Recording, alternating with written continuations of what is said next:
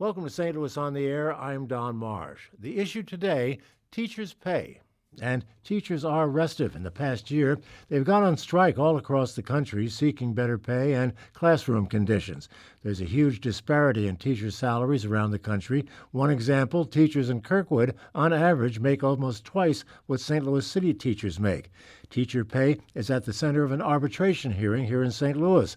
The teachers' union claims many of its members have been shortchanged, literally, saying they have not received contractually entitled compensation and are being paid less than colleagues with the same credentials. It's seeking millions in salary increases and back pay. Joining me in studio to talk about these issues are Dr. Kelvin Adams, St. Louis Superintendent of Schools, Professor James Schulz is Graduate Program Director of Educational Leadership and Policy Studies at the University of Missouri St. Louis. Joining us by phone is Otto Fajan, Legislative Director of the National Education Association. Thank you all for being with us. Great to have you. Thank you. Thank you. Dr. Adams, let me Thank you. begin with you. Can you tell us where we are in this arbitration process that's been going on this week? Well, obviously, it's a legal issue that is being litigated, but can't say too much more than the fact that there was an arbitration hearing on Tuesday and Wednesday. That arbitration hearing will continue. Testimony was provided from the district as well as the union personnel relative to what they thought the issue might be. I suspect that over the next couple of months, this matter will be resolved in some way or another. A couple of months. Yes. It's going to take that long.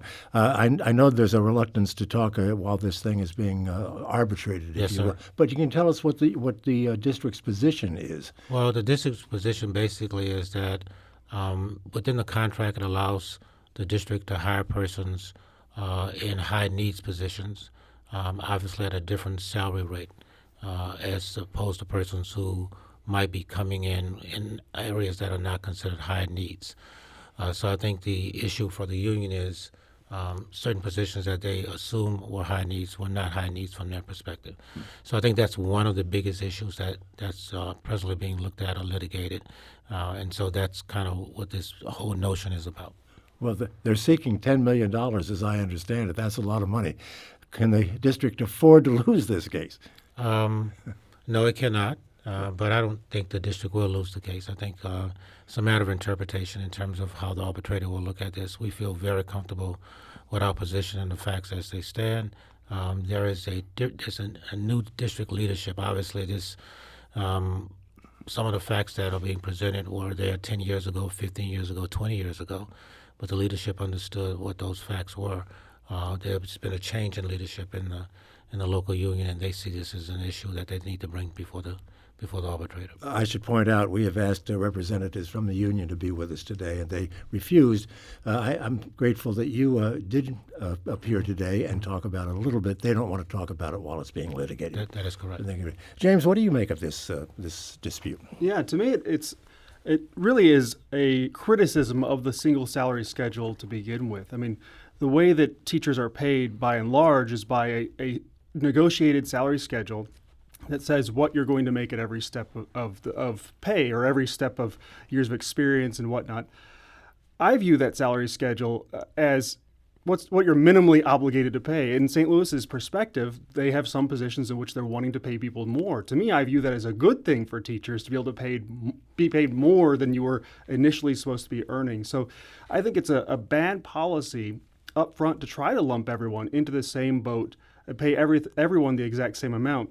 We talk all the time. You've talked before on your program about teacher retention being a problem.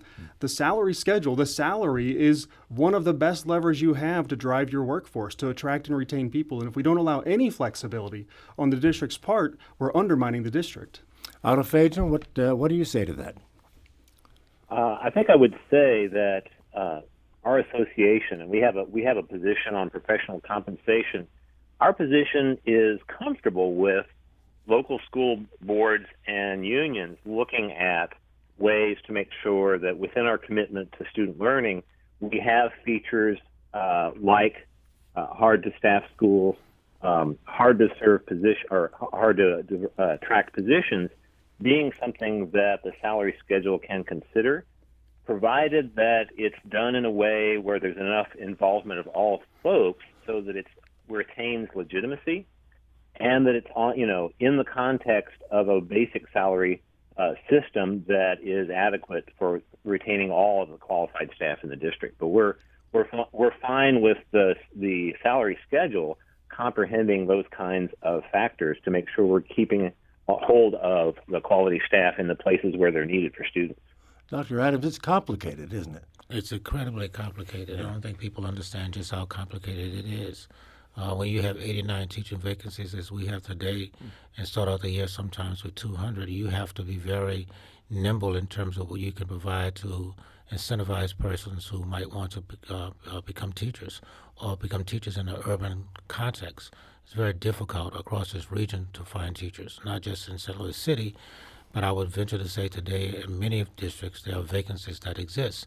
And if you're not able to create opportunities such that you can provide appropriate compensation to staff, then you put yourself in a position that you are not providing the needs of students.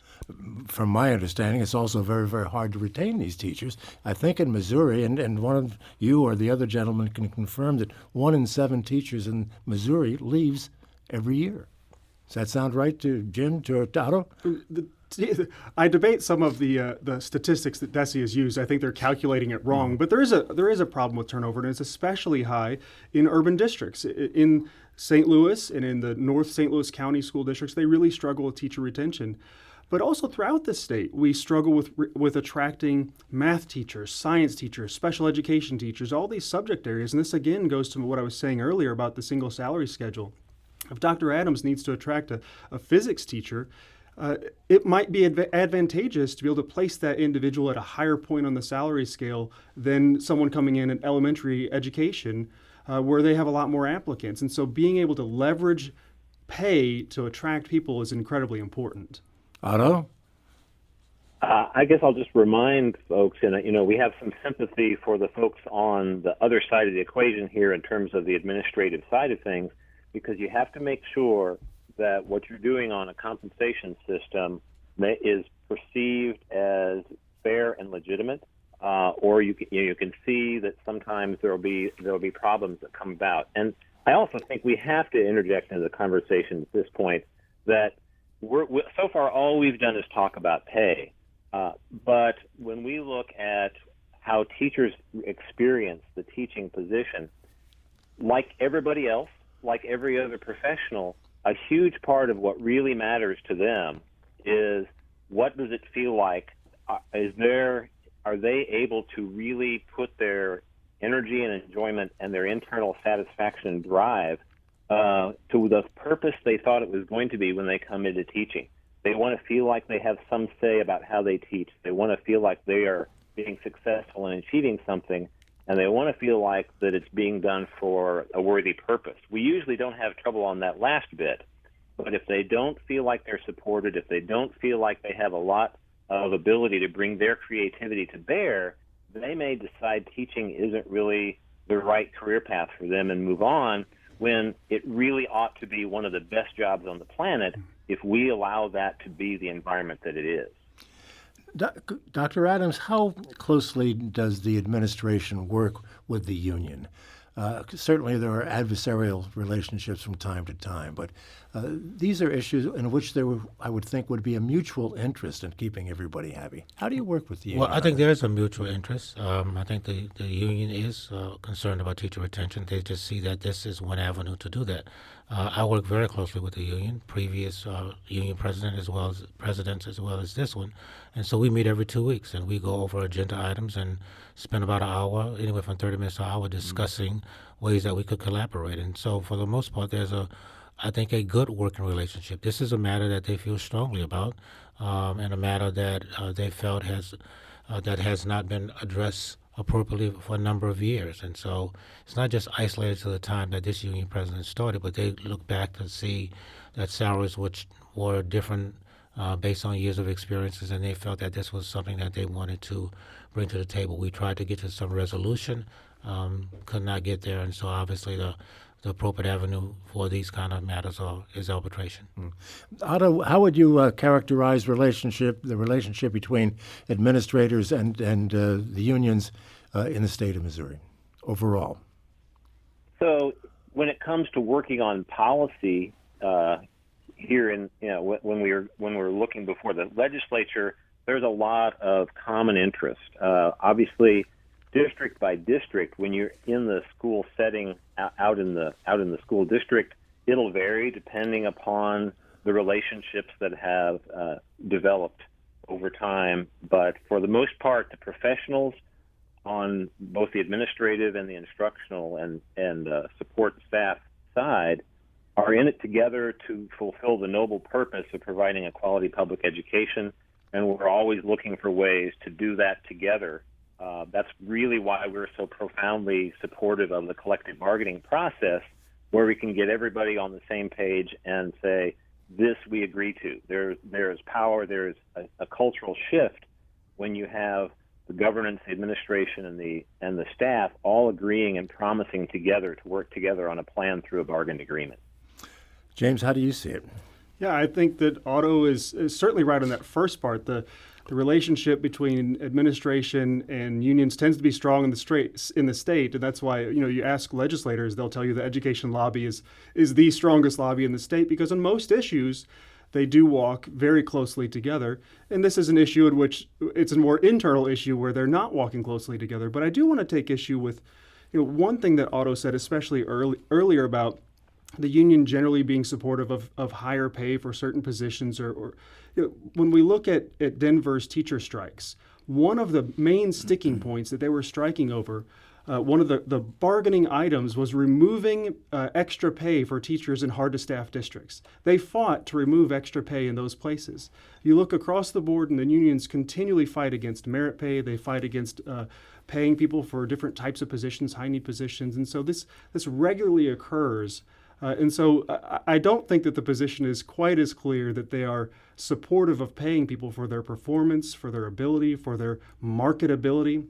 We know that we need science teachers desperately. We need math teachers desperately. And I would love to see the unions offer a little bit more support in those cases. Dr. Adams, what does the St. Louis system do to pay teachers, compensate teachers for hard-to-fill positions? That's part of what this grievance is about. I mean, that's one of the issues here. That's really the crux of it. I mean, the bottom line is we believe that the hard-to-fill positions we should have some discretion on, and be a little bit more subjective as opposed to objective. The salary schedule is objective. It says what it says. It aligns to the years of experience. A teacher at this level gets this amount. And subjectively, this is a hard-to-fill position, whether it's early child education, whether it's science or math. And from year to year, those positions change. We have science vacancies today, 4 or 5 science vacancies today. So if I have a great science teacher coming in, and the science teacher says, well, I'm not going to come unless this is a salary that you can match, or because XYZ in the county is going to provide this, or East St. Louis is going to provide this, then I should have the ability to be flexible in terms of looking to do that. And how much more is the city willing to pay? Are you willing to pay a teacher to fill one of these positions than one for that's not so difficult to fill? I think it's on a case-by-case basis. I think the credentials are to determine that. I think the experience is going to determine that. I don't think it's based on an objective factor. I think the human resources director needs to have the ability to have that conversation with that potential employee, and us to sit down and have that conversation with them. One of the issues that I think is lost in this is that when you're negotiating with a potential employee, they're not part of the union at that time. They're not a union member. They can't become a union member until they're employed. So I just think that's one of the things that needs to be considered when we look at this. But are we talking a difference maybe of $5,000, $10,000, $20,000? I don't want to say, because I'm not the HR director. The HR director has some flexibility, and then they bring it to me, and we discuss it from that point in time. If need be, it might be $1. I don't know what the amounts and the ranges might be. I really honestly do not. What do you think of that system, Otto? Well, I think that what it's pointing out is the difficulty of moving into this territory, in that it needs to be legitimate. It needs to be considered legitimate on both sides, and so there has to be finding that right balance of how do you have the process be understood in advance enough that there is some comfort, and how is there the appropriate level of discretion at the same time to make sure that we are really having a professional compensation system that's adequate and that does help make sure we can attract and retain quality staff. So This is not easy, and the reference was made to Denver. They spent millions developing a system, so there's also a lot of time and complexity on depending upon how you want to devise your compensation system. But it always has to be done with the kind of conversation on both sides that makes people feel like their interests have been heard and that the thing that's agreed to is going to be appropriate and fair and will be implemented in that manner. I'm going to have to take a break now. We're getting to that point where we have to interrupt our discussion. We'll come back and continue it.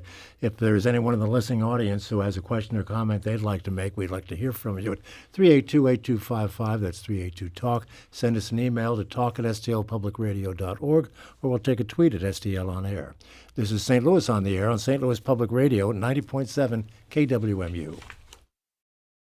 Support comes from the Missouri Forest Products Association. Missouri produces wood pallets, railroad ties, white oak barrels, hardwood floors, and more. Details on the variety of products made in the state are at choosewood.com. And welcome back as we continue our conversation on teacher pay issues with Dr. Kelvin Adams, the St. Louis Superintendent of Schools, Professor James Schultz of the University of Missouri St. Louis, and by phone, Otto Fajan, Legislative Director of the National Education Association. Now we're joined by Ryan Delaney, our education reporter here at St. Louis Public Radio, who's been in contact with the Teachers Union, apparently, right? Hey, Don. Yeah. So you mentioned this at the top of the hour, but we should say we did reach out to the chapter of the American Federation of Teachers, Local 420, the union that represents SLPS teachers, and they did not have someone who was available to come on. But we did get a message from the union president, Sally Topping, talking about the hearings this week that Dr. Adams touched on a little bit. But as I reported at the beginning of the week, this arbitration was expected to last up to 4 days. It's concluded for now, at least in about 2. But one thing we heard from Ms. Topping is some of the reasons for the discrepancies that they've learned is if people left the district at one point and came back being placed higher on that salary step schedule that we've been talking about, or if people come in with more teacher experience being placed up onto a higher rung of that step schedule ladder, and also as Ms. Topping says, more pay if teachers come in after the school year has started. The example she uses is November. They could be given a higher salary. I think some of this is things that have been talked about in the first segment in terms of just leniency to get teachers higher onto that salary schedule, if need be, to get them to. Obviously, the district's in a tough position. If there's an opening in November, that's obviously not an ideal situation to be hiring a teacher in 3 or 4 months into the school year. Dr. Adams, anything there you can or would want to react to? Nothing at all. Okay. Well, Ryan, thank you for bringing the Teachers pleasure. Union into this. We want to be fair to all sides, obviously. We'll move on now in our conversation. And James, let me come back to you because I indicated at the beginning of the program that teachers are restive all over the country. Are we reaching some kind of a tipping point, would you think, with regard to teachers and their relationship with administrators at this point in our world? It's interesting in what is going on right now, and I honestly wonder if it's part of a broader movement, partly as backlash to the Janus court hearing. That Janus, which is a Supreme Court ruling that gave union members the right to opt out of the union. I honestly wonder, and I don't have any proof of this, this is sort of my own thinking, that it seems like unions are making a push to stay relevant and to show their members that they are fighting for them, which is right what union leadership should do. They should fight for their teachers. So I don't see the field being worse today than it was a few years ago or anything along those lines. But to me, it does seem that there is more activation of teachers for sure. Otto, what's your take on that? Well, first, of course, in Missouri, the Janus case is not particularly relevant because that was already the law of Missouri. I think, however, that we need to be cognizant of what's going on with the finances of the state of Missouri. We haven't talked at all about this, but the school finance has a lot to do with the ability of any district to have an adequate salary system, and the small schools with diseconomies of scale are kind of most at risk already because they have very, very small class sizes. So that means, they are not able to deal with as efficiently the fixed cost of a school at the K-8 level, or much less a comprehensive high school, without keeping salaries very, very low. But we also have to look to the future and look at the concerns and the storm clouds on the horizon of state finance in terms of the federal tax cuts, their impact. Again and again, we've seen state law tax cuts in income tax, in corporate income taxes, and franchise taxes. And we are very much now moving into a period of time where we may not be able to adequately fund the school finance system that is so critical for school districts all over the state, and especially those rural districts, and especially those small rural districts. And so probably you're going to see already we have the concerns about teacher recruitment because of the environment and those kinds of issues, and the effect of testing mandates and federal and state control. But finance is going to really come to the fore in the next couple of years as those tax cuts come home to roost and the state is no longer able to meet its funding obligation. Dr. Adams, where does St. Louis fit in this storm cloud situation? I don't disagree with his assessment here relative to the funding. We receive approximately $30 million in title funding, and a number of positions are funded by title. We are anticipating about a $800,000, $900,000 reduction in that cost.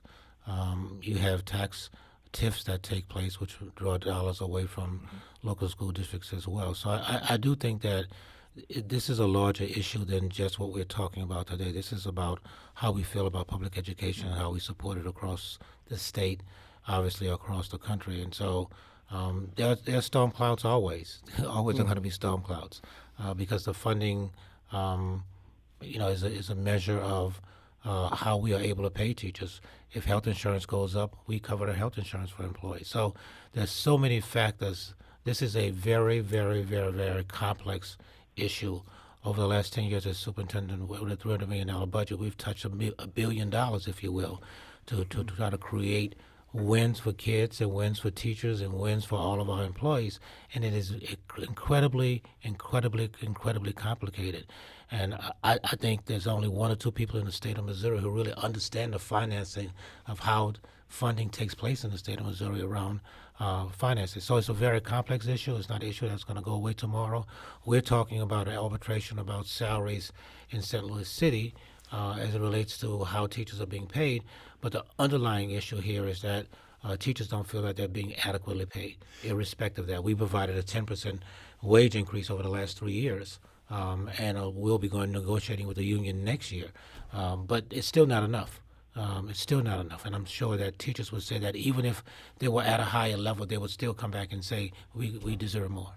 Do you have the sense that teachers, as I mentioned to the others, are restive, that we've reached a tipping point, that they're saying, as the movie once said, we're mad as hell and not going to take it anymore? I don't get the sense that there's a tipping point. I think there's an awareness around what's happening across the country, and obviously that awareness will impact how people feel locally as well. Mm-hmm. In the state of Missouri, teachers can't strike because there's a law against that occurring.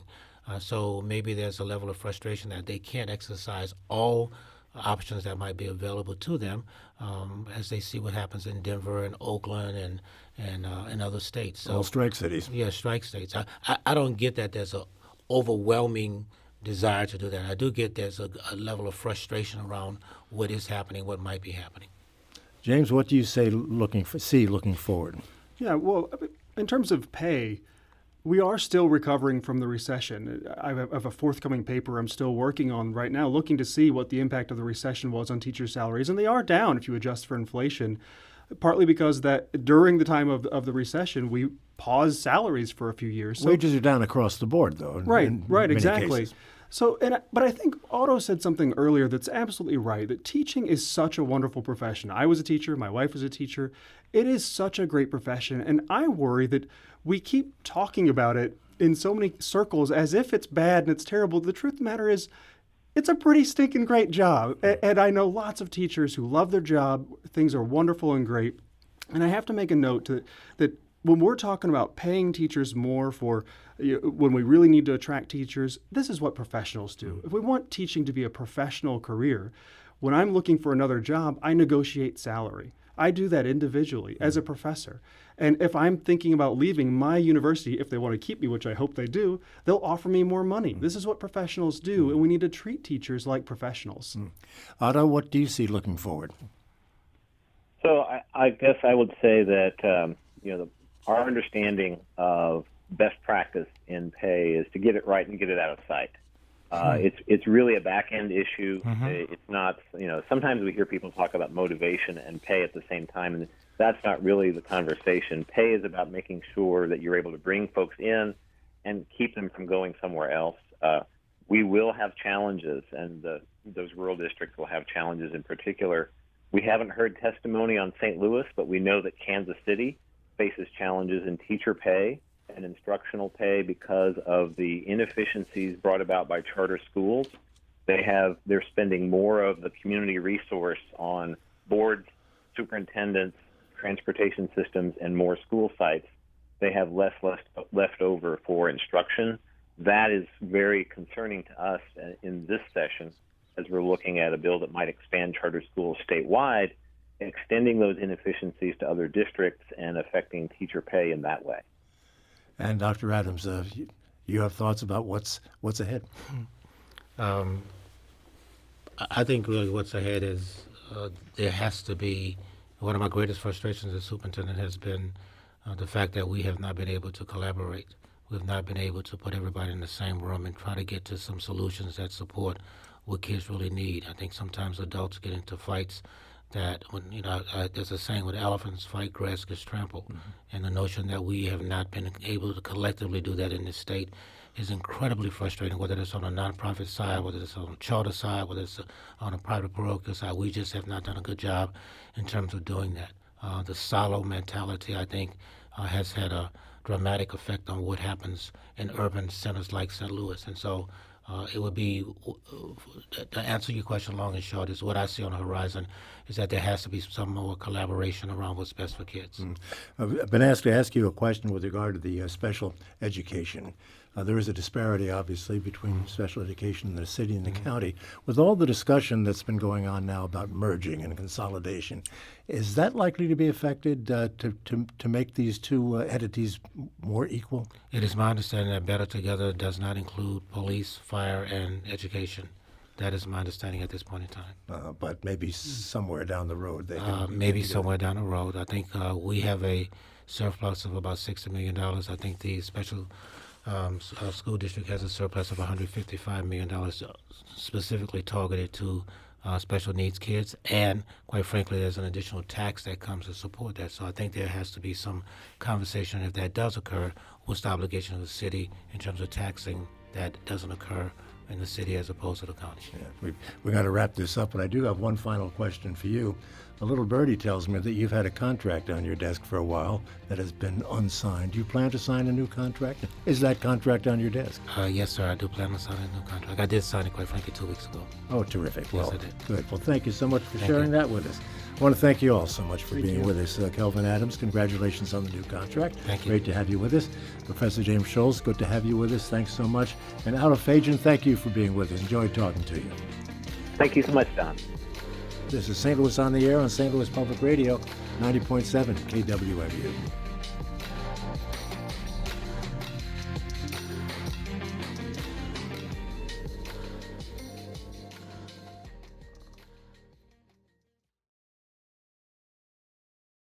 Support comes from the Missouri Forest Products Association, providing more than 41,000 jobs in the production of wood pallets, railroad ties, white oak barrels, hardwood floors, and more.